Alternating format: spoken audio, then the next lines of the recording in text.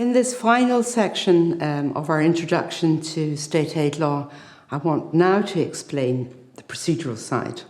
Now, of course, procedures are maybe not the most interesting and stimulating things to talk about, but in state aid law, they're really crucial. You have to understand the procedures because you have to understand that different parties have different rights and obligations depending on what type of procedure we're involved in. And how do we know what kind of procedure we're involved in? Well, first of all, we have to decide whether the measure that will be scrutinised is either new aid or existing aid, because the treaty has different rules for these different types of aid. So an existing aid is one, for example, which a member state introduced before it became a member of the European Union. So this might be like a tax break that dates back to the 1950s, not as uncommon as you think. And because that tax break was introduced in the 1950s, before the treaty came into effect, then we term that type of aid existing aid. However, most measures in the energy sector, especially when we're looking at renewable energy, are of course of much more recent vintage, and these are usually categorised as new aid. And these aid measures have to be first notified to the Commission for clearance. So that is a very important distinction to bear in mind. But for the rest of this talk, I'm only going to talk about new aid, because most measures that we see being assessed these days are in fact new aid measures. Now, the treaty, Article 108, paragraph 3, places a duty on the member states to notify a proposed new aid measure before they put it into effect.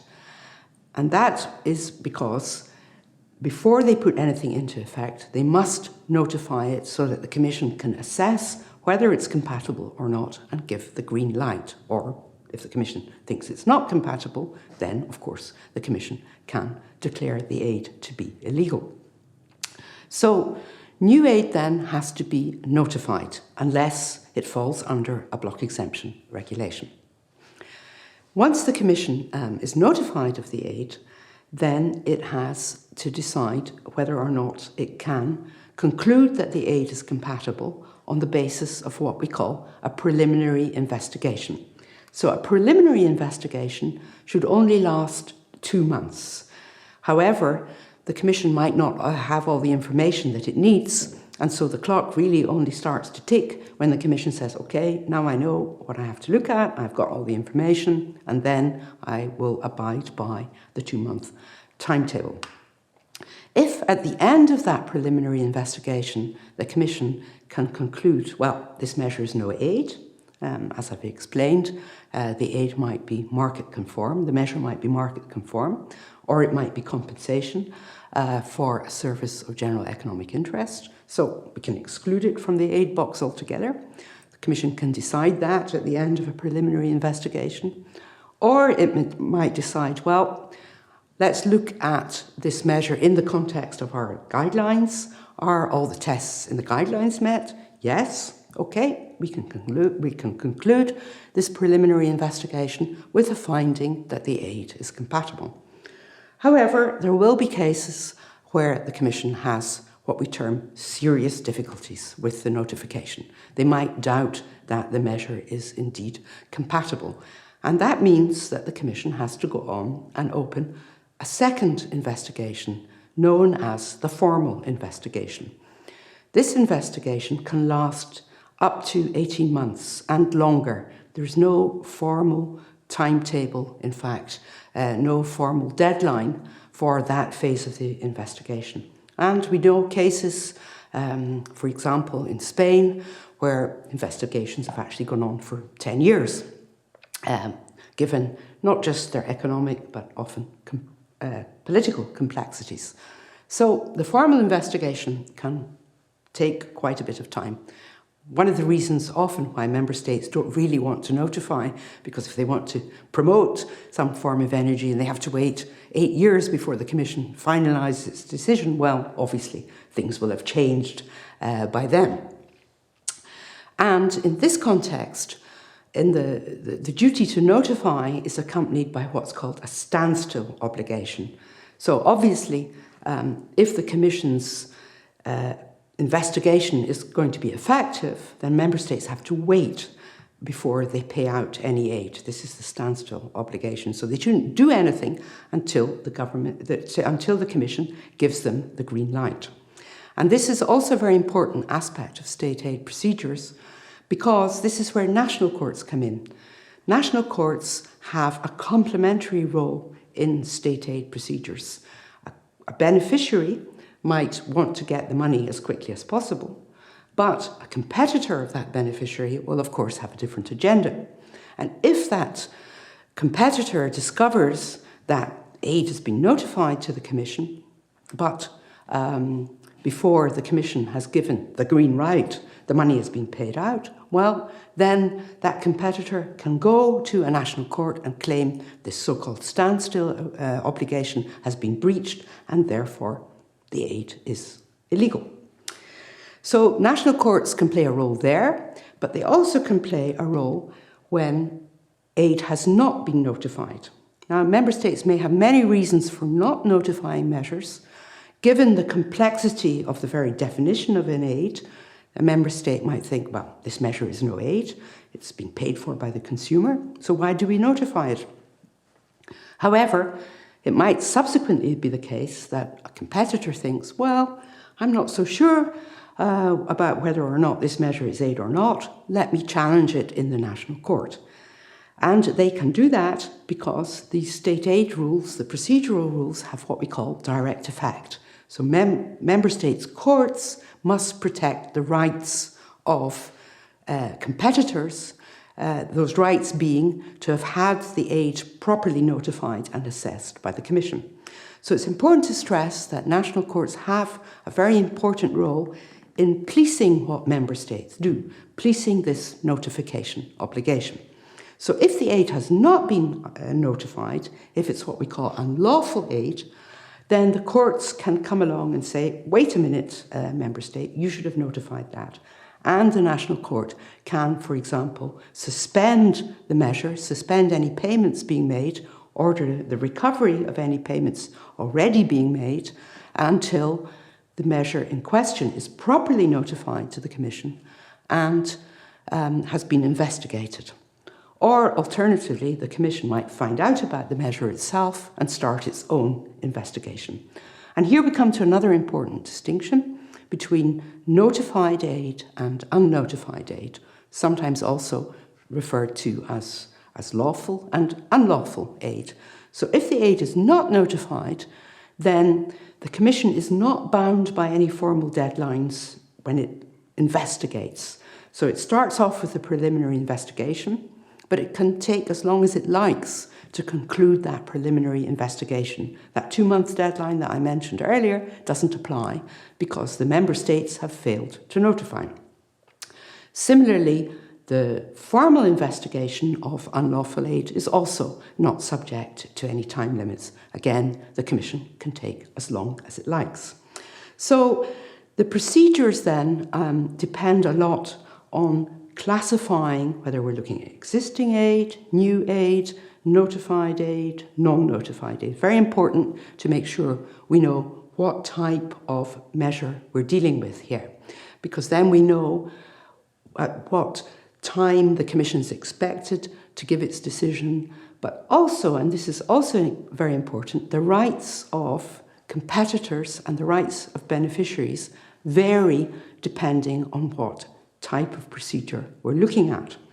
So if we're looking at a preliminary investigation, the first phase for any type of aid, in fact, we call this a privileged dialogue between the Commission and the member state. Privileged in the sense that it's almost exclusive. Beneficiaries or potential beneficiaries of the measure, their competitors, third parties perhaps, NGOs, have no access to this part of the investigation. Of course, they can go along to the Commission and make their views known, but they have no formal role here.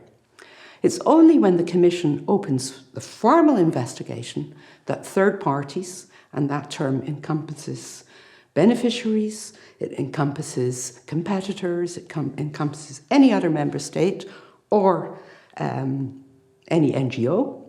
At that point in time, they can make their views known. And they can do that only in writing. This is not an adversarial process, it's not an open procedure. In fact, third parties are treated more or less as a mere source of information for the Commission when it's assessing a state aid measure. That's a point of criticism of these state aid procedures, that they're rather secretive, that parties who have a lot to gain or a lot to lose have a very indirect input into these procedures. But even although the procedural rules have been reformed quite recently, there has been no real shift away from this basic idea that state aid control is something for the Commission and the Member State, and that dialogue has to be maintained between those two parties. So what can a beneficiary or any other third party do if they don't like a final decision? They can appeal it to the courts. This is not an easy procedure either, I have to say, because we have very strict standing rules. The European courts will not just let anyone come along and appeal a Commission decision, finding a state aid either compatible or incompatible. The courts impose a very strict test, a standing test, that the third party has to show that it's individually and directly affected by the Commission decision. So that means that, in fact, although a lot of challenges are lodged, very many of them do not pass the first procedural hurdle. It's important, however, to bear in mind that member states are not subject to these strict tests. They can go to court and appeal a decision of the Commission without showing that they meet this strict test of being individually and directly affected.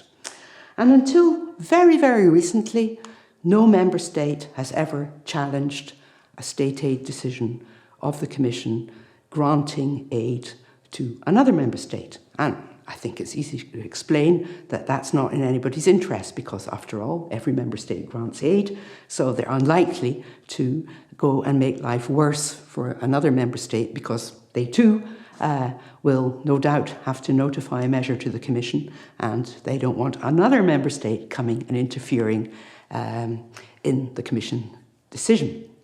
However, very, very recently, this Hinkley Point case, which I discussed earlier, it has been subject to appeals by two member states, Austria and Luxembourg, because they don't like support for nuclear. And so this is a little bit of history in the making in state aid law, to see two member states challenging a state aid decision, finding aid given by, in this case, the UK, to be compatible aid. So that really is a first in state aid law. What happens at the end of all this? Suppose the Commission finds that the aid is incompatible aid, illegal aid. That doesn't happen actually very often. That explains why we have so much aid in the energy sector. Going back to the 122 billion I mentioned, it doesn't happen very often, but it can happen, it does happen. Then the Commission will order either that the member state does never pay anything to the potential beneficiary. So if the aid has been notified, the Commission can say, okay, no green light, you can't pay out any aid. But invariably, in fact, the Commission is looking at non-notified measures, measures that have been put into effect for several years, where beneficiaries have received large sums of money. So what the Commission has to do in those circumstances is to order the member state to recover the aid. So it has to tell the member state, you must go and recover, claw back a certain amount of money from the beneficiary. So it's the member state who has given the aid that has then to go and get it back. And this is another sort of rather strange feature of state aid law, that the member state who has, if you like, committed the illegality is the one that has to then take action to repair that. In this case, again, the national courts have a role, because if the member state fails to recover the aid, then a competitor, for example, can go to a national court and require that recovery to be affected. And a competitor could go to a national court and say, yeah, well, my competitor benefited from a huge subsidy for 10 years, that was all illegal, so I should claim damages. This is also possible, but that will be a procedure at national level. So to sum up, when we look at the procedures, it's very important to bear in mind that we're dealing with different types of aid, new aid, existing aid. We have to distinguish between notified aid and non-notified aid, and we have to keep in mind that the Commission is the only institution that can actually declare an aid to be compatible or not, whereas a national court can classify a measure as being state aid or not, and if that national court does classify the measure to have been state aid, it can take various steps, for example, to suspend aid where it has not been notified, or to respond to a claim from a competitor that that illegal aid should be recovered. So we have different roles at both European level and at national level when it comes to state aid law enforcement. Thank you.